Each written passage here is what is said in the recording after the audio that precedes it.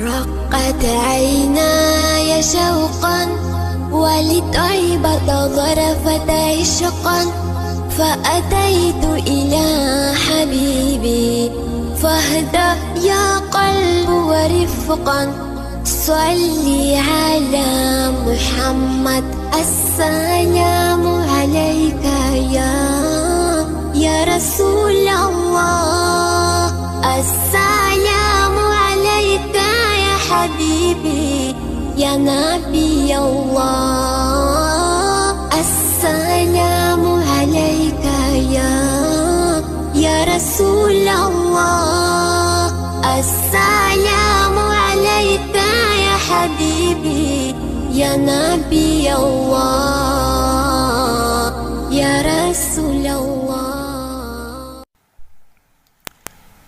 Assalamualaikum warahmatullahi wabarakatuh. Alhamdulillah wa syukurillah la haula wa la quwata illa billah. Asyhadu an la ilaha illallah wa asyhadu anna Muhammadan abduhu wa rasuluh. Allahumma shalli ala Muhammad wa ala sayyidina Muhammad. Amma ba'du. Allahumma shalli alaihi. Alhamdulillah, pada hari ini kita bisa bersua kembali para pemirsa, para pendengar yang budiman. Semoga pada hari ini kita selalu baik-baik saja. Oke, hari ini kita akan membahas tentang ketuhanan, ya, tentang ketuhanan. Who is Allah? Ya. Siapakah itu Allah? Ya. Siapakah itu Allah? Namun awalnya kita semuanya udah tahu bahwa Tuhan ini dikenalkan kita sejak awal dari zaman Nabi Adam. Ya, di sini ada riwayat silsilah para nabi dari Adam sampai Nabi Muhammad yang tercatat dalam Al-Quran. Ada 25 nabi yang tercatat, ya. Sedang yang tidak tercatat hampir ada ratusan nabi. Oke, kita mulai. Nah, dari 25 nabi kita derivasi, kita perkecil ke diagram ringkas keturunan Nabi Ibrahim. Nabi Ibrahim ini memiliki dua putra, Nabi Ismail dan Nabi Ishak. Kita lihat di sana di keturunan Nabi Ishak, semuanya mayoritas para nabi lahir di keturunan Nabi Ishak, di mana semuanya ada di Bani Israel. Jadi di kaum Israel, keturunan Nabi dari Ishak ini salah satunya adalah kaum Israel atau Bani Israel, bangsa Israel. Nah, mayoritas, ya, baik ada Ayub, Zulkifli, Musa, Harun, Daud, Sulaiman sampai Nabi Isa, semuanya dari keturunan Bani Israel. Nah, di sisi lain, di Nabi Ismail, Allah hanya menurunkan Nabi Muhammad SAW saja. Kalau melihat diagram ini, kita ada sesuatu, ya, yang Allah planningkan di sini, ya. Mungkin tafsir saya, ya, dahulunya Allah itu sangat-sangat, ya, memanjakan Bani Israel karena seluruh nabi diturunkan di sana. Tapi kenapa nabi terakhir, ya, sebagai penggenap para nabi dan penggenap kitab suci diturunkan di Nabi Ibrahim di bangsa Arab, ya. Diturunkan di Nabi Ismail, ya, keturunan Nabi Ismail di bangsa Arab, dan nabi terakhirnya adalah Nabi Muhammad. Ini adalah sebuah ujian yang luar biasa bagi Bani Israel, ya. Jadi yang dulunya dimanjakan karena istilahnya mereka kaum yang the best gitu ya, kaum yang terbaik. Tetapi ini ada ujian terbesar dari Allah. Nabi terakhir diturunkan di Bani Ad, di keturunan Nabi Ismail, di bangsa Arab, yaitu Nabi Muhammad SAW. Ya, silahkan Anda berpikir, ya ini ujian terberat ya, bagi Bani Israel. Kita lanjut. Nah, kita masuk ke awalnya adalah nama Allah ya. Kita harus mengerti dan memahami makna nama Allah nantinya dan sejarah nama Allah agar kita tidak, ya kalau kita beribadah pada Allah tidak tergelincir atau tersesat atau paling tidak kufur kecil yang tidak kita sengaja kita menyembah nama ya, bukan menyembah Allah sebagai substansi atau esensi dari ketuhanan ya. Mari kita masuk di sana ya. Nama Allah ini sejarahnya awalnya ya, kita kutip kitab Kejadian 17 ayat 1b ya. Di sana berbunyi, akulah Allah yang maha kuasa, El Shaddai. Dari sini adalah bahasa Ibrani ya, bahasa dari bangsa Yahudi ya. El Shaddai, El sini terjemahnya ada Allah, Shaddai yang maha kuasa ya. Kata Allah ini ternyata kita harus ketahui sejarahnya berasal dari bahasa Semit ya, bahasa Semit yaitu bahasa dari Nabi Ibrahim. Anak turunnya memakai bahasa yang dikenal dengan bahasa Prasemit yang terdiri dari bahasa Hebrew, bahasa Yahudi, bahasa Aram Nasrani, dan bahasa Arab Islam. Akar kata Allah ini berasal dari kata il dan el ya, dimana dalam bahasa Hebrew dan Aram dalam Bible menjadi El, Eli, Eloah, dan Elohim. Ini yang tersebar banyak di Bible ya. Jadi Tuhan disebut dengan kata El, Eli, Eloah, dan Elohim. Ini yang terbanyak disebut dalam kitab Injil, baik perjanjian lama maupun perjanjian baru ya. Dimana dalam bahasa Hebrew El, Eli, Eloah ini menjadi nama Allah yang sebenarnya ya, dalam bahasa Ibrani. Sedangkan dalam bahasa Arab kata il menjadi ilah, ilaha, Allah ya. Jadi anak turun Ibrahim aslinya menyembah Tuhan yang sama, baik Yahudi, Nasrani maupun Islam menyembah Tuhan yang sama ya. Pada dasarnya, intinya, substansinya ya. Oke, lanjut. Belum soal substansi makna Allah dalam makna awal sejarahnya ini ya, yang kemudian kita kenal maknanya saat ini yang diabadikan menjadi nama Tuhan semesta alam dalam Al-Quran ya. Dalam Al-Quran nama Allah ini dijadikan isim mutlak, sebuah kata yang khusus ya, khususan untuk menyebut Tuhan semesta alam, Tuhan sang pencipta, Tuhan yang berhak disembah, disebut dengan Allah ya, dengan isim mutlak. Isim mutlak sini artinya adalah tidak boleh kata ini digunakan sembarangan untuk selain menyebut Tuhan ya. Jadi wajib pain hukumnya, tidak boleh nama ini digunakan oleh apapun kecuali oleh Tuhan semesta alam. Awalnya makna kata El ini makna katanya ya, makna kata Allah ya, tadi sejarah kata. Sekarang kata El dan Il ini adalah awalnya bermakna Tuhan ya. Lalu menjadi Tuhan yang diagungkan, lantas yang diagungkan dan disembah lalu menjadi sesembahan, derivasinya dan akhirnya menjadi Tuhan yang disembah. Inilah ya secara arti kata Allah ini mensiratkan makna substansial kata Allah secara universal sebagai Tuhan yang disembah. Ya, lanjut. Siapa Tuhan ini? Manusia dalam proses sejarah teologinya menyatakan bahwa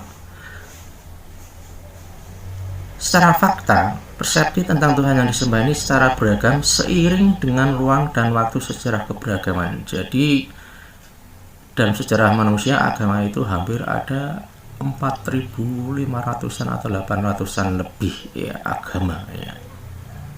Dengan menyebut dan menyembah Tuhan dengan nama yang berbeda-beda. Jadi ada hampir ya 4.800 nama Tuhan ya. Kalau memahami makna kata Allah tadi sebagai Tuhan yang disembah, ini bisa bersifat universal, bisa mencakup seluruh nama Tuhan yang disebut dalam semua agama ya. Jadi Tuhan yang disembah secara beragam seiring ruang dan waktu secara keberagaman. Keuniversalan makna Allah ini atau inilah yang mengilhami almarhum Nurcholish Madjid ya dalam menerjemahkan syahadat utama Allah, yaitu la ilaha illallah, syahadat utama umat Islam ya, la ilaha illallah dengan arti Tuhan atau tiada Tuhan T kecil di sini ya, yaitu Tuhan yang bukan sesungguhnya yang patut disembah kecuali Tuhan T besar, Tuhan sesungguhnya yang harusnya disembah. Jadi la ilaha illallah itu tiada Tuhan yang patut disembah adalah Tuhan yang sesungguhnya harus disembah itu adalah Allah ya. Karena makna Tuhan yang besar yang seharusnya, Tuhan yang lain adalah bukan Tuhan. Oke. Tadi sejarah tentang kata Allah, makna kata, kita mengetahui ternyata kata Allah ini mengandung makna Tuhan yang disembah oleh seluruh umat manusia dan seluruh agama dengan nama apapun ya, itu bisa bersifat universal. Makna kata Allah ini bisa melingkupi ya, Allah melingkupi semua keberagamaan dan semua sesembahan yang mereka sembah ya. Nah, sekarang kita ke arah wujud zat Allah yang cukup rumit untuk kita pahami ya, wujud zat Allah ya. Kalau di dalam Islam surat Al-Baqarah ayat 55 dinyatakan, dan ingatlah ketika kamu wahai Musa, ini riwayat ya, ketika Nabi Musa itu dimintai pertanyaan ya oleh kaumnya ya, kaum Nabi Musa ini bertanya dan meminta, hai Musa, kami tidak akan beriman kepadamu sebelum kami melihat Allah dengan terang, karena itu kami disambar halilintar sedang kami menyaksikan ya. Jadi wujud zat Allah ini sejak zaman dulu banyak manusia yang ingin tahu. Kalau tidak tahu mereka tidak mau menyembah ya. Bisa melihat, bisa meraba dengan panca indera, mereka pengen itu. Tapi ini mustahil ya. Para nabi sendiri juga belum ada yang langsung berhadapan dengan Allah ya. Langsung melihat wujud wajah Allah ya. Ini belum ada. Nabi Muhammad pun ketika di Sidratul Muntaha dia masih ada hijabnya. Dan orang-orang ini karena kekafirannya ya, kesombongannya, mereka langsung diazab oleh Allah ya. Jadi Allah ini sebagai wujud zatnya ada seperti apa? Kalau kita bicara wujud zat Allah ini di sini adalah masih ada dua persepsi, yaitu ada dua item yang harus kita pahami, yaitu wujud sebagai arti keberadaan ya, dan wujud sebagai arti bentuk ya. Yang dimaksud bentuk di sini ya jasadnya seperti apa, materinya seperti apa gitu. Nah, dan materi ini yang diminta oleh para manusia yang ingkar ya, karena mereka ingin melihat, kalau enggak ya enggak mau iman gitu ya. Ini materi yang mereka minta. Tetapi kalau arti wujud dalam keberadaan ini mencakup pengertian yang sangat luas. Nah, wujud zat Allah dan ini seperti apa kalau kita lihat bentuknya ya. Dalam wujud bentuk materinya, Allah ini tidak dapat dicapai oleh penglihatan mata, sedang Dia dapat melihat segala yang kelihatan, dan Dia yang maha halus lagi maha mengetahui. Jadi di dalam Islam Allah ini mustahil bisa diindra ya. Dalam istilahnya Allah itu maha gaib ya. Gaib itu tidak bisa diindra ya. Manusia belum mampu mengindra ya, itu gaib arti ya dari kata gaib. Nah, dalam Islam, dalam hadis riwayat Abu Sa'id dari Ibnu Abbas dinyatakan, kalau kita ingin memahami Allah, maka fikirkanlah makhluk Allah dan jangan memikirkan zat Allah, karena kamu tidak akan mampu menjangkau kekuasaan Tuhan ini, tidak akan mampu menjangkau zat Allah itu seperti apa, mustahil. Jadi pembuktian wujud Allah ini boleh saja dilakukan dengan berbagai macam cara, dengan menggunakan pemikiran, perenungan, pengkajian, penelitian, dan sebagainya. Tetapi harus tetap disadari bahwa pembuktian semacam itu bersifat relatif terbatas. Pembuktian yang lebih kuat adalah melalui wahyu ilahi dan hadis Nabi ini ya. Karena langsung dari Allah. Dalam ilmu logika saja kita coba kita baca ini ya, sebuah logika yang simpel ya, tentang wujud atau zat Allah itu keberadaannya seperti apa ya. Logika ilmu kalam mencoba membuktikan bahwa ini ya, tidak ada yang tidak ada. Gimana ya? Tidak ada yang tidak ada. Tidak ada yang tidak ada. Karena apa? Karena apabila tidak ada itu ada, artinya itu adalah keberadaan. Jadi kalau tidak ada itu ada, artinya itu keberadaan, bukan tidak ada ya. Maka dari sini kita bisa menyimpulkan bahwa pembuat ada dan tidak ada itu mesti ada, dan mustahil pembuat ada itu tidak ada. Artinya segala keberadaan itu mustahil dari ketiadaan, pasti dari keberadaan ya, keberadaan itu wujud dari Allah ini ya, wajibul wujud. Jadi pembuat pertama dari yang ada dan tidak ada itu kita sebut wajibul wujud. Itu mutlak adanya yang mesti ada dengan sendirinya, omega, alfa, omega, awal dan akhir ya. Mari kita lanjutkan ini tentang udah pada masuk pada argumentasi keberadaan Allah, argumentasi logika filsafat yang mencoba membuktikan secara rasional keberadaan Allah ya. Mari kita masuk langsung ya, argumentasi tentang wujud Allah ya. Satu, argumentasi ontologi, ada yang sempurna ya. Maksudnya ini adalah segala sesuatu yang ada mempunyai konsep ada yang universal atau kekal. Ada ide kekal di balik segala sesuatu. Nah, argumen ontologi ini lebih condong pada ada ide kekal, karena semua keberadaan harus ada idenya, ada yang memikirkannya, baru mewujud ya. Jadi ada ide kekal di sana, ada ide kekal. Siapakah ide kekal ini ya? Di sana adalah pasti Tuhan ya. Ini tokohnya adalah Plato, Agustinus, dan Anselmus ya. Lalu argumentasi kedua, argumentasi kosmologis. Ini argumentasi sebab akibat atau argumentasi kausalitas ya. Ini yang sangat terkenal dengan konsep kausa primanya dari Aristoteles ya. Argumentasi kosmologis adalah di alam nyata semua benda memiliki bentuk ya. Bentuk itulah yang menggerakkan materi menjadi ada ya. Penggerak yang pertama alam semesta harus ada, dan penggerak pertama itu adalah yang menyebabkan semua gerak.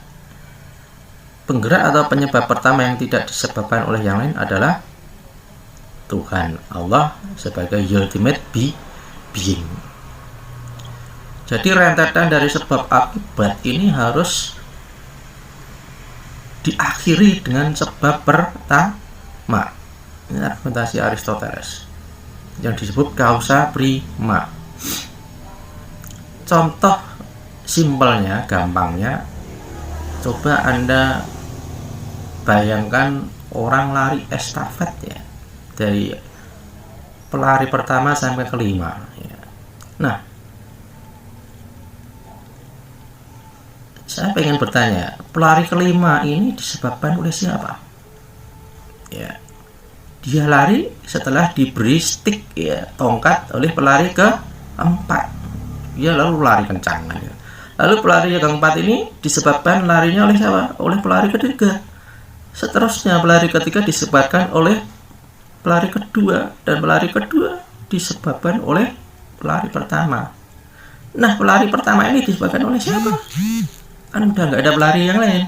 Ini disebabkan oleh ya kemandiriannya untuk berlari ya. Inilah sebab pertama. Ini simpelnya begitu ya, causa prima. Nah, kalau kita mau membahas ini sangat panjang lebar tentang causa prima ya. Oleh Aristoteles dinyatakan bahwa logika ini logika yang terbaik. Ada penyebab terakhir, karena mustahil ya. Yang pertama menurut Aristoteles, penyebab itu berputar-putar tiada henti. Ini mustahil ya. Jadi seperti lingkaran muter, sebab akibat muter terus. Ini tidak mungkin, karena antara penyebab A yang mengakibatkan B itu A harus kualitasnya lebih baik ya. Ini nilai ya, A, B, C, D harus lebih, nilainya lebih rendah dari C harus lebih rendah dari B gitu lah. Dan A ini yang terbaik. Jadi mustahil melingkar terus menerus, dan mustahil bergerak ke sana tanpa ujung ya, tanpa awal dan tanpa akhir. Itu juga mustahil menurut Aristoteles ya. Jadi sebab akibat yang tanpa ujung dan tanpa akhir ini juga mustahil. Dan yang paling logis adalah adanya penyebab pertama menurut Aristoteles. Dari rentetan semua akibat ini disebabkan oleh adanya penyebab pertama. Kalau kita bertanya, lalu penyebab pertama disebabkan oleh siapa? Udah nggak ada. Kalau gitu menyalahi hukum kausalitas itu sendiri. Harus ada akibat, harus ada sebab. Dia ada, mesti harus ada sebab ya. Nah, itu harus kita pahami bahwa penyebab pertama ini kualitasnya adalah terbaik. Kalau dia Tuhan yang sempurna, apakah layak ada Tuhan yang lebih sempurna dari dia? Artinya dia bukan penyebab pertama. Kalau gitu terus nanti akan ya tadi, penyebab yang tak berawal dan tak berakhir, itu mustahil ya. Ini menurut Aristoteles. Itu argumen kosmologis. Nah, dari saintism ya, dari saintis ya, ada argumen dari Balance, bukan rumus fisika dan matematika yang menentukan eksistensi pencipta. Ya. Ciptaan itu sudah ada di sana sebagai realitas, sebagai efektus atau akibat. Apakah ada efektus tanpa kausa? Nah, ini pertanyaan dari saintis. Lalu argumen ketiga ada teleologis. Ini argumentasi tentang serba tujuan. Jadi semuanya, segalanya itu ternyata keberadaan ini punya tujuan. Nah, tujuannya ini tujuannya kemana? Ya tadi kepada sang alfa dan omega, yaitu tujuannya kepada Tuhan. Karena semuanya punya tujuan, tidak mungkin tidak bertujuan. Ini argumentasi teologis. Nah, yang keempatnya argumentasi moral dari Immanuel Kant ya. Argumentasi ini adalah argumentasi yang terbaik, sulit dibantah secara logika ya. Tanggung jawab moral untuk memilih yang baik dan menjauh yang jahat sudah ada dalam diri manusia sejak lahir. Ini menurut Immanuel Kant ya. Perintah moral ini bersifat mutlak dan universal, disebut categorical imperatif, dan itu bisa membuktikan keberadaan Allah, bahwa Allah itu ada dari argumentasi moral ini ya. Jadi landasan Immanuel Kant adalah moral itu sudah ada di dalam manusia, atau saya lebih suka menyebut itu hati nurani ya. Hati nurani itu menyatakan bahwa dia selalu memilih yang baik dan selalu berkata kalau baik itu baik, kalau jahat itu jahat ya. Jadi hati nurani itu tidak mungkin balelo ya, berdalih seperti mulut kita atau akal kita atau hati kalbun kita. Nah, hati nurani ini dalam Quran disebut basiroh, bukan kalbun ya. Basiroh itu artinya adalah sesuatu yang terbuka di mata kita tanpa hijab, tanpa penghalang. Simpelnya kalau kita membuka jendela masih tertutup ya, awalnya jendela itu kan tertutup kan, kita nggak bisa melihat di luar jendela seperti apa. Nah, kita buka ya, biak gitu ya, lalu kita lihat tanpa hijab. Nah, yang kita lihat itu dengan indera itu adalah basyirah, kebenaran di depan mata kita ya. Itu makna basyirah.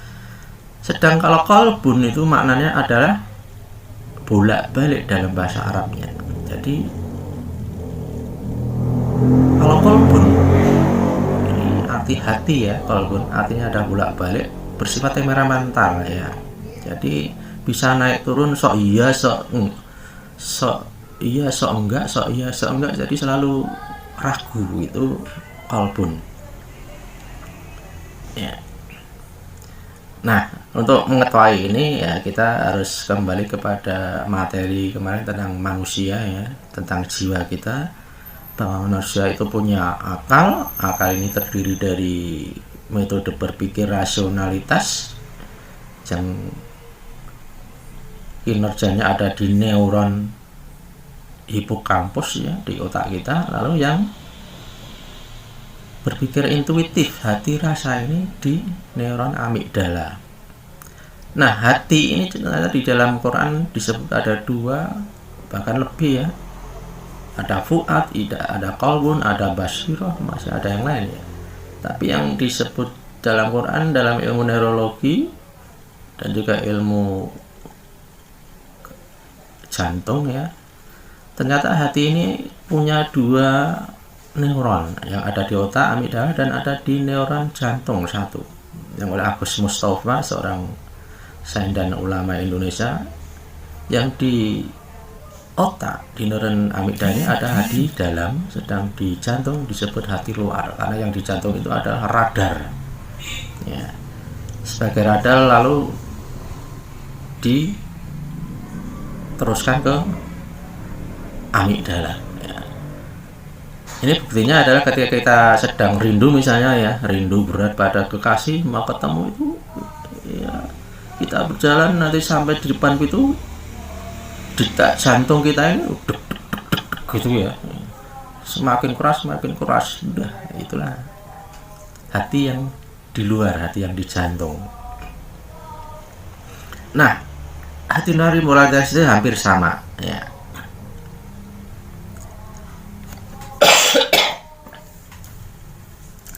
Oke, filsafat etik moral iman al-Quran ini menyatakan seperti ini ya, untuk membuktikan keberadaan Allah, yaitu hati nurani. Di samping hati nurani, maka iman al-Quran juga menentukan ada harus ada keadilan mutlak berdasarkan moral ini ya. Keadilan mutlak. Manusia menurut Kant selalu dihadapkan pada pilihan dan kebebasan ya. Apakah menuruti hati nurani atau kemauan tadi ya, nafsu. Upamanya perintah hati Sanubari mengatakan jangan mencuri atau korupsi, tapi nafsu kemauan mengatakan mencurilah atau korupsilah agar kau cepat lekas kaya dan bersenang-senang. Keinginan hati Sanubari selalu terdapat kontradiksi dengan keinginan kemauan. Sungguh pun demikian, man selalu merasa bahwa ia harus wajib mendengarkan hati Sanubari ini ya. Jadi oleh hati mencuri, korupsi tetap dinyatakan itu salah ya. Tetapi oleh nafsu itu selalu kita dibisiki oleh nafsu untuk mencurilah ya, korupsilah, berbuatlah yang negatif ya. Tapi hati nurani selalu menyatakan jangan. Walaupun Anda telah melakukan, maka Anda tetap merasakan salah. Itulah hati nurani ya. Jadi hati nurani nggak bisa dibohongi. Itulah kejujuran mutlak ya. Nah, dalam kehidupan di dunia, berbuat baik tidak selamanya mendapat balasan baik, ya kan? Begitu pula perbuatan buruk tidak selamanya memperoleh balasan buruk. Oleh karena itu, mestilah ada kehidupan kedua menurut Immanuel setelah kehidupan di dunia ini yang memberikan balasan sesuai dengan perbuatannya. Ini perlunya keadilan mutlak. Dan keadilan mutlak itu hanya ada setelah kita mati di akhirat, dan hakimnya adalah Tuhan yang menciptakan kita gitu ya. Ini kewajiban yang harus ada, karena di dunia ini nggak ada keadilan ya, yang adil seadil-adilnya nggak ada ya. Ya tadi, perbuatan baik belum tentu mendapat balasan baik, perbuatan buruk juga belum tentu mendapat balasan buruk. Contoh simpel ya, misalnya Anda punya sahabat ya, Anda punya pacar, lalu Anda punya sahabat, tiba-tiba pacar Anda itu merebut, sahabat Anda tadi merebut pacar Anda, padahal kita ya, Anda bertiga udah seperti sahabat akrab gitu ya. Ini ngerti-ngerti pacarnya direbut ya, itu dunia ya, jadi nggak ada keadilan. Lalu dari keadaan kedua tadi timbul yang ketiga, di mana balasan keadilan mutlak itu mestilah timbul dari sesuatu yang zat yang maha adil, dan zat yang maha adil itulah yang disebut dengan Tuhan. Nah, Tuhanlah yang melenyapkan jurang pemisah antara perintah hati nurani dan perintah kemauan. Ini menjadi logis. Menjadi logis. Contoh lain misalnya, di dunia nggak ada keadilannya. Anda tahu ya, manusia yang membunuh besar-besaran disebut genosida itu ya. Lenin ya misalnya, Pol Pot ya misalnya, Stalin, mereka membunuh hampir puluhan juta manusia, terbunuh karena kelalaian dan kesengajaan mereka ya. Lenin, Pol Pot ya, Stalin ya. Apakah juga Hitler ya? Apakah mereka sudah mendapat keadilan? Enggak ya. Ini bukti bahwa keadilan mutlak harus ada. Kalau di dunia enggak ada. Mereka sekarang belum dapat balasan. Koruptor ya, yang tidak tertangkap misalnya, mereka hidup bahagia di dunia ya. Apakah ini adil? Enggak kan ya. Atau misalnya Amrozi yang ngebom Bali kemarin ya, Amrozi ngebom orang-orang Bali yang ada di kafe, ribuan yang kena ya, terjadi korban. Ada ratusan yang langsung mati di tempat, ada yang terpotong kaki atau tangannya jadi permanen ya lukanya ya. Ada yang terbakar kulitnya dari 10% hampir sampai 80%. Gimana rasanya ya terbakar. Belum keluarga mereka yang sakit hati ya. Ini korban dari bom ya. Amrozi ya. Nah, apakah cukup Amrozi itu dibalas ya perbuatannya itu dengan hukuman mati saja, tembak dor sekali langsung mati, cukupkah itu? Ya. Itu yang tertangkap. Nah, kalau yang ngebom tidak tertangkap misalnya. Nah, ini adalah sebuah argumentasi dari argumentasi menolkan yang sulit dibantah oleh orang ateis misalnya ya, yang meragukan keberadaan Tuhan oleh Allah. Ini argumen terbaik yang menurut saya juga ini yang terbaik secara logika ya, secara rasionalitas. Ya. Nah, menurut Kant, logika tak dapat membawa keyakinan tentang adanya Tuhan. Oleh karena itu, ia pergi pada perasaan, pada intuisi, pada hati. Perasaan inilah yang membawa keyakinan sejelas-jelasnya tentang adanya Tuhan yang maha adil. Ya. Nah, Immanuel Kant ini metodenya hampir sama dengan Islam. Dalam Al-Quran dinyatakan surat 99 ayat 78 ya. Fama ya'mal misqala dzarratin khairan yarah wa ma ya'mal misqala dzarratin syarran yarah. Barang siapa yang mengerjakan kebaikan seberat zarah pun, jadi seberat partikel terkecil pun, niscaya dia akan melihat balasannya. Dan barang siapa yang mengerjakan kejahatan seberat zarah juga, jadi membuat kejahatan sekecil partikel terkecil fisika pun ya, niscaya dia akan melihat balasannya pula. Ini janji Allah ya, dalam Al-Quran. Nah, inilah bukti dalam agama, dalam Al-Quran ada sebuah rasionalitas, ada logika bahwa keadilan mutlak harus wajib ada, dan itu akan kita alami besok di akhirat kelak. Jadi hidup di dunia ini manusia nggak bisa macam-macam ya, nggak bisa semaunya sendiri, nggak bisa menjadi yang terkuat adalah yang merajai alam gitu ya. Tidak seperti itu ya. Kalau begitu ya seperti hewan saja ya. Padahal manusia itu diciptakan berbeda dengan hewan-hewan itu. Kalau raja hutan ya yang paling menangan ya.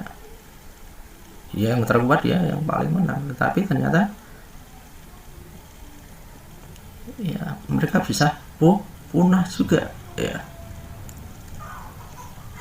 Nah, manusia ini adalah makhluk yang rantai makanannya yang tertinggi, karena diberi oleh Allah akal dan kesadaran ya, berupa akal dan hati nurani tadi atau hati ya, sehingga mereka bisa menjadi makhluk terbaik ini. Nah, janji Allah dinyatakan di sini akan membalas sekecil apapun kebaikan dan kejahatan, kecuali nanti Allah berkehendak lain ya, dengan kasih sayangnya misalnya, dengan rahmatnya, lalu semuanya diampuni makhluknya. Itu simpel bagi Allah ya. Jadi ya kalau kita nggak berbuat macam-macam, insya Allah kalau kita iman dan kepada Allah, ada keberadaan Tuhan di semesta ini sebagai sang pencipta, dan kita beramal baik, laku baik, insya Allah ya besok kita aman ya. Ya, akan mendapatkan balasan terbaik oleh Allah. Nah, mari kita lihat desain di alam ya secara saintis ya. Hukum-hukum alam seperti yang kita ketahui sekarang mengandung banyak angka fundamental seperti ukuran muatan listrik, elektron, dan rasio massa proton dan elektron di tingkat kuantum misalnya. Semua fakta ini mengagumkan sekali, dan bahwa nilai-nilai angka ini tampaknya telah disesuaikan dan amat tepat guna yang disebut lebih baik ada fine tuning, ketepatan yang sangat tepat, sangat limit gitu ya. Yang mungkin perkembangan kehidupan kalau kesalahan ini ya oleh Stephen Hawking, profesor fisika di Cambridge University ya, dan juga matematik. Dia pernah mengukur energi Big Bang ya. Energi Big Bang ini diukur oleh Hawking ya. Apabila terjadi kesalahan 0, saja ya, 0, berjuta-juta ya, 0, juta-juta gitu ya. Jadi di bawah ya, 0, juta-juta detik salah gitu ya, maka semesta ini sudah hancur sejak dulu. Jadi nggak ada kesalahan sama sekali ya. Jadi fine tuning, ketepatan yang sangat tepat. Nah semua ini sunatullah ini, hukum alam ini dibuat oleh sesuatu ya, mesti oleh dibuat ya, diciptakan oleh sesuatu. Nggak mungkin itu ada dengan datang dengan sendiri, ngerti ini ya, tahu-tahu mak betunduk gitu ya, mak tunduk ada itu mustahil. Jadi kalau ada orang yang menyatakan alam ini terjadi dengan sendirinya, wah itu levelnya IQ-nya ya, masih 1 digit ya. Masih 1 digit, itu level berpikir hanya dengan panca indera, empirisme semata, itu level terendah di dalam ya level-level tingkatan berpikir ini ya. Lalu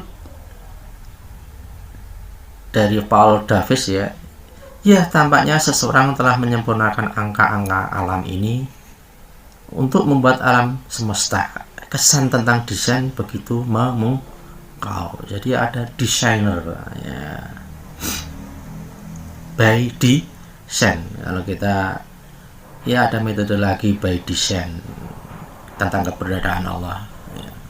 Tadi ada metode filsafat logika, nanti ada metode dari sains ya. Ada by design, ada fine tuning, ada macam-macam ya. Ya, untuk sementara tentang pembahasan Who is Allah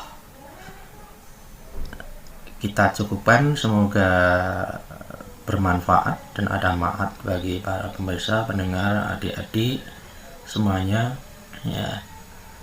Semoga mendapat hikmah dari semuanya ini. Kalau ada salah saya mohon maaf. Billahi taufiq wal hidayah. Assalamualaikum warahmatullahi wabarakatuh.